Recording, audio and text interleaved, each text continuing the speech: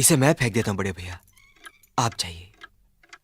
मुनीम जी, जो राम प्रसाद की बेटी की शादी के लिए जेवर देने के लिए कहा था, भिजवा दिया? जी हाँ मालिक। शहर में रहकर यही बदतमीजी और ओछी हरकतें सीखी आपने? अपने से बड़ों का लिहाज करना नहीं आता आपको? किससे कह रहे हो तुम? आपसे कह रहा हूं। औरत पैदा हुई है तो औरत की तरह रहना सीखिए। मीना, नकुल, तुम अंदर जाओ।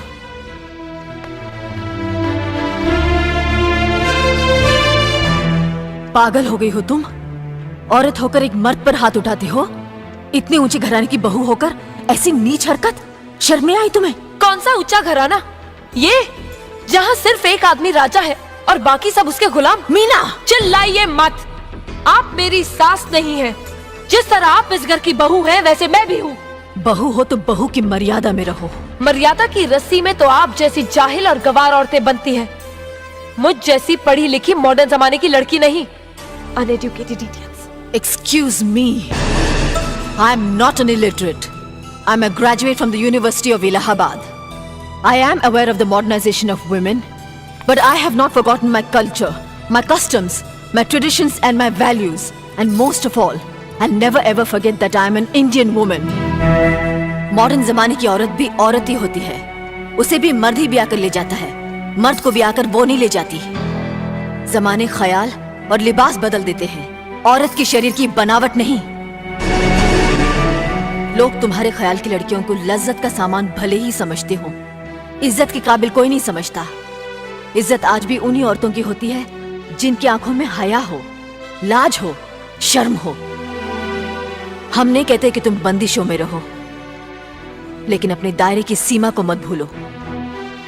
लड़की जब अपने माँ बाप के घर होती है, तब उसके कांधों पर अपने ही घर की इज्जत का बोझ होता है। लेकिन जब वो बहू बनकर ससुराल जाती है, तब उसके कांधों पर एक नहीं, 2 परिवारों की इज्जत का बोझ होता है।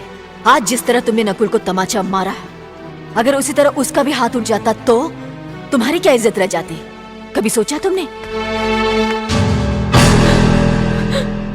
क्या बात है?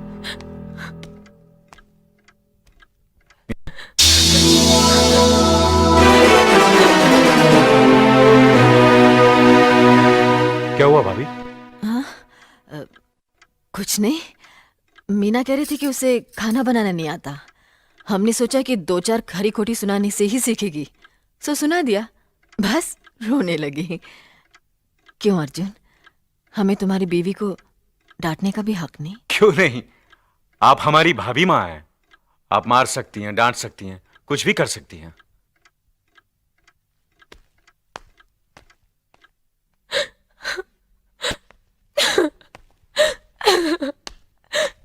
मैंने भूल की जो मैं इन लोगों के बीच आ गई।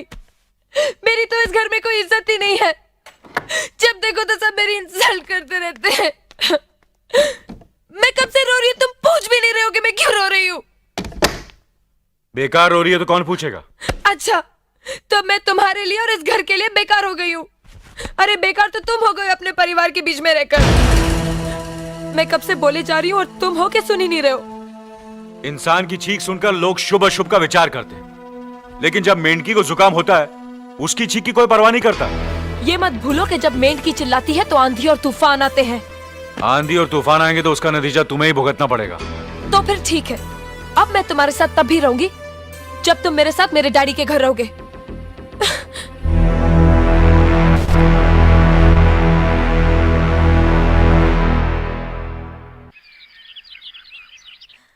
हमारी मीना बहुत प्यारी बच्ची है, लेकिन उसमें अभी भी बचपना है।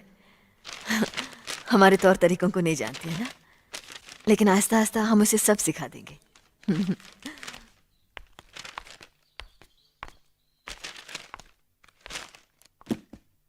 बड़े भैया, ये अपने घर जाना चाहती है। जाना भी चाहिए। 4-5 महीने हो गए, मायके की याद भी आती होगी इसे। और अर्जुन, तुम्हारे ससुर जी तुम्हें कई बार बुला चुके हैं। तुम भी कुछ दिनों के लिए हो आओ, तुम्हारा मन भी बहल जाएगा। अगर ये वापस लौटने के लिए जा रही होती तो मैं जरूर जाता, मगर ये तो हमेशा के लिए इस घर से जा रही है। कैसी बातें कर रहे हो? अगर तुम दोनों के ख्यालात एक दूसरे से नहीं मिलते तो इस मामले को घर की चार दीवारी में बैठकर आपस में सुलझा लेना चाहिए। बहू शहर की पढ़ी लिखी लड़की है, उसे गांव की रीति रिवाज के बारे में क्या मालूम। यह तो तुम्हारा फर्ज बनता है अर्जुन कि तुम उसे हमारे तौर तरीके सिखाओ। सिखाने से कोई फायदा नहीं बड़े भैया, ये खुद को इस माहौल में डालना ही नहीं चाहती, इसलिए भेज रहा हूं। अच्छा, तो तुमने फैसला भी कर डाला। बड़े भैया, बात यह है कि मैंने मीना को, तुम बहुत समझदार भी हो गए हो ना, तो फिर तुम्हें इतना तो समझ लेना चाहिए, अगर बहू अपने आप को बदल नहीं पा रही है तो तुम बहू के मुताबिक बदल जाओ। आखिर वो तुम्हारी पत्नी है, उसका साथ देना तुम्हारा धर्म है। तुम्हारे भरोसे ही तो उसने अपनी सारी जिंदगी सौंप दी तुम्हें। अर्जुन, मेरे दर्द पर तुम तड़प उठोगे, तुम्हें तकलीफ होगी तो मैं रो दूंगा, क्योंकि हम दोनों एक ही मां की संतान हैं। खून का रिश्ता है हमारा, मगर पत्नी का नाता उससे कहीं ज्यादा गहरा होता है, क्योंकि वो पराये घर से आकर अपनों से कहीं ज्यादा अपनी हो जाती है, परछाई बन जाती है हमारी। पति शरीर है तो पत्नी उसकी आत्मा है। पत्नी ही पति के जीवन को सही अर्थ देती है, उसे कामयाब बनाती। पत्नी के बगैर पति बेजान और बेमाने हो जाते हैं। अगर आज तुम अपनी पत्नी को हमेशा के लिए उसके मायके छोड़ाओगे तो यह गांव, यह समाज क्या कहेगा हमारे बारे में? जरा सोचो अर्जुन, न्याय के सिंहासन पर बैठकर जो लोगों के अच्छे बुरे का फैसला करता है, अगर उसी के घर में नाइंसाफी होगी तो लोग हंसेंगे हम पर, किसी को मुंह दिखाने के काबिल नहीं रहेंगे हम। बड़े भैया, मुझसे भूल हो गई, मुझे माफ कर दीजिए। मुनीम जी। जी मालिक। जायदाद के दस्तावेज लाइए। जी अभी लाया।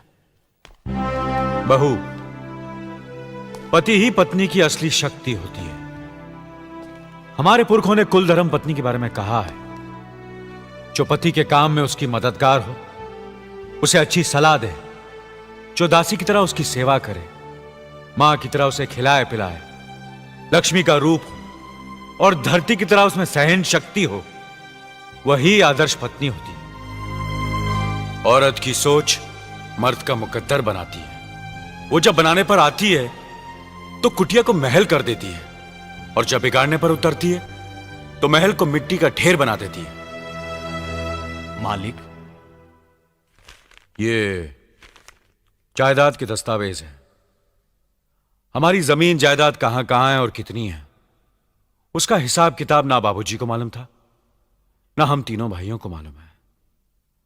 बहू, तुम पढ़ी लिखी हो, आज से इसका हिसाब किताब तुम देखोगी। लक्ष्मी जी।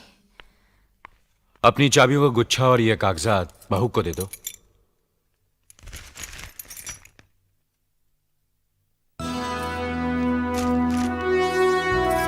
आज से तुम इस घर की मालकिन हो। तुम जहां कहोगी, जिस कागज पर कहोगी, हम तीनों भाई चुपचाप आंख बंद करके दस्तखत कर देंगे। जैसा कहोगी वैसा ही करेंगे। बस एक ही विनती है बहू, हम तीनों भाइयों को अलग करने का ख्याल अपने मन में कभी आने मत देना।